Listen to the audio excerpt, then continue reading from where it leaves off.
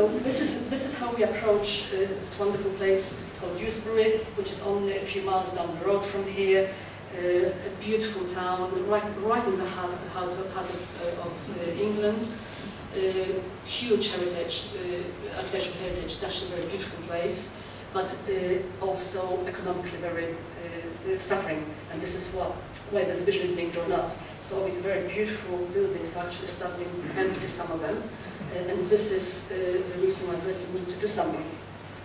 What we found out very quickly, we had everybody in our team, economists, planners, the usual lot. And we looked at all the things that we have to look at, all the documents about employment statistics, about attainment levels, all this kind of stuff. But very quickly we could see that there was a discrepancy between what we were seeing on the ground, what the statistics were telling us. And actually all these numbers do flatten things in the most incredible way.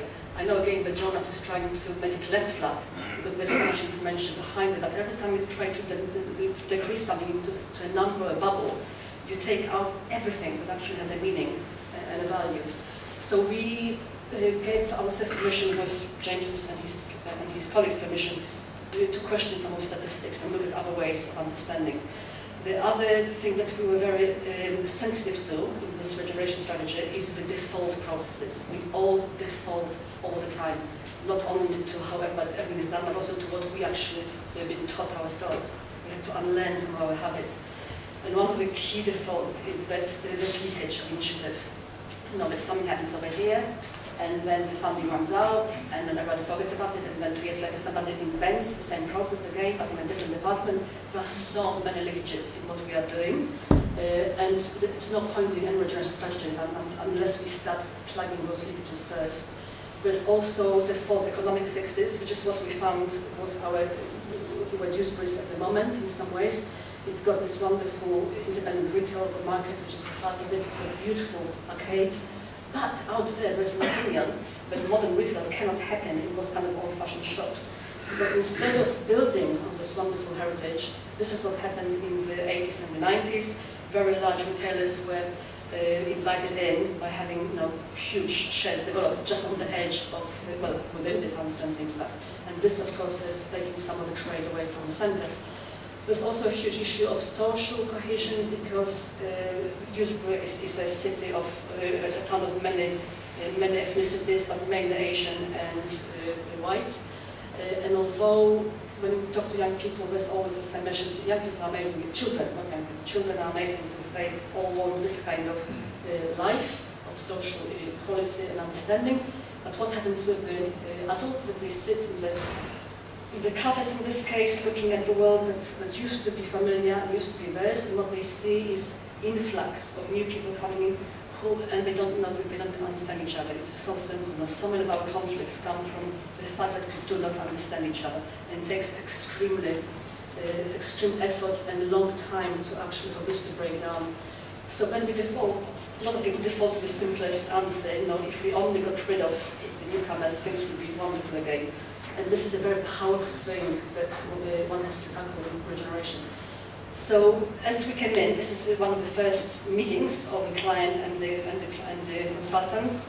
I have to say that I don't think this was a normal relation between consultants and client. I think we worked incredibly well as a team, and we're still doing this. And there was a huge amount of consultation.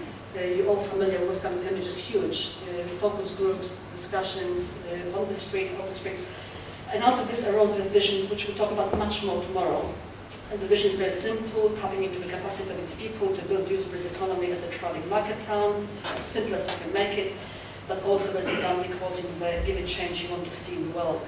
So the message is very simple. Now, this is not a strategy to be brought from nobody's going to deliver it from the top. It has to arise from within the communities themselves. And the key principle of the strategy is that there is a town team created that will be the owner of this vision. And tomorrow we are launching this vision through the town team. So it's an incredibly important moment. This is Phil Wood in one of the first sessions. 100 people signed up to build the town team. 50 come on average to the meetings. And there is about 30 others who keep complaining that they can't make the meetings. But it's a big number of people who want to participate. And the vision, like all other visions, it's got themes and projects and whatever. But the bit I want to tell you about now is this last bit, the stepping stones right at the bottom. Because in order to achieve this different approach, the 25-year vision is not pretending to know what we're going to have in 25 years. Nobody can predict what's going to happen in 25 years. 25 years ago, we didn't have credit cards, we didn't have mobile phones, we didn't have laptops, we didn't have Twitter, we didn't have globalization, we didn't have consumerism. It's so much is going to happen in the next 25 years.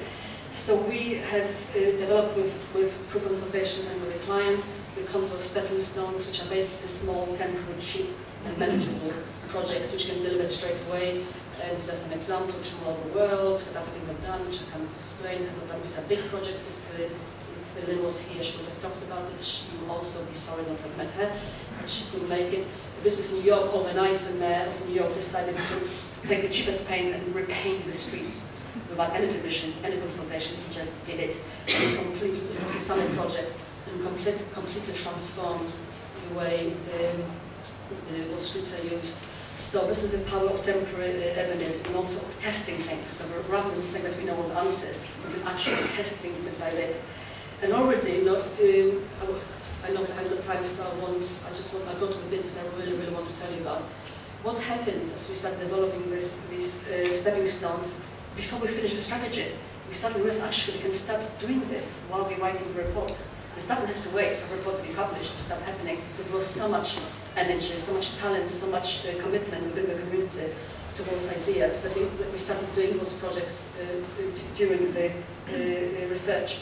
So one of the ideas was one of the ideas from outside was a community table. You literally just bring a table, I think it's from Barcelona in the market. They provided a huge table and the community would rent it for, I don't know, 10 pesetas or 10 euros for different events. And this became a focus of all sorts of happenings.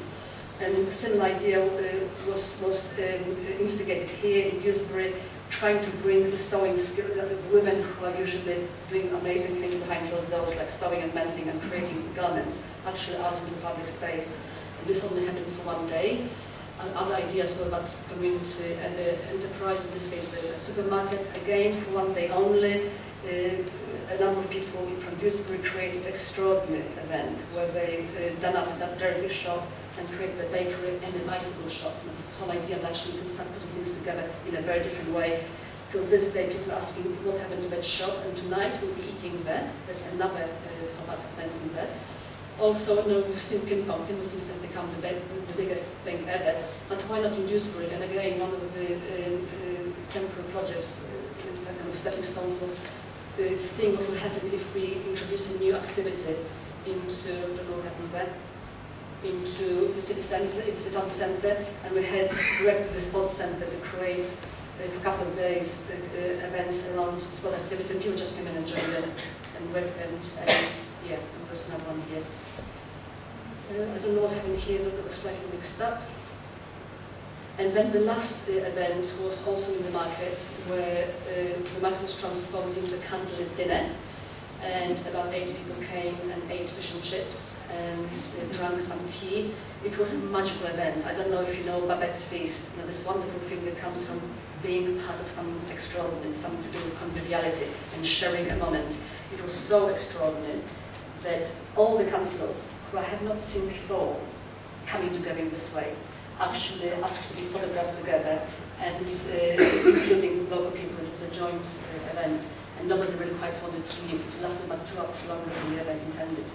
So these are projects not about regeneration, it's about increasing capacity of the town itself to change its story. We had a wonderful session earlier on about storytelling. This is very much retelling the story of Dewsbury by the people themselves. So we've got all the usual things. We've got a master plan. The town team is beginning to come together, but in order for this to succeed, everybody has to move. The positions have to change. These are the last 2 slides. Local government has to become facilitator, not the controller. It has to become consultative. It has to reassert its local power. And also, it needs to learn how to work together with the town team. In terms of community response, they also have to move, because they have to recognize the extraordinary commitment of the public sector. I mean, Kirklees is really quite exceptional, community doesn't always appreciate this. Also, they have to recognize the strength of the multicultural nature of the town. At the moment, it's seen as a negative, and it's such a strength. And then, of course, we have to abandon the role of a dependent victim. You know, this idea that somebody else is going to come and fix it for you is really just not going to happen anymore. And then the forming of the town team and survival of the town team. Also invest in the town. Now, we know that there's money in the town. This is not the poorest town we've ever worked in. There are people with a lot of money, and how to create this environment where people will start investing in their own place. And of course, take responsibility for the future. So there is definitely an economy of well-being, and it is for Dewsbury. So thank you very much.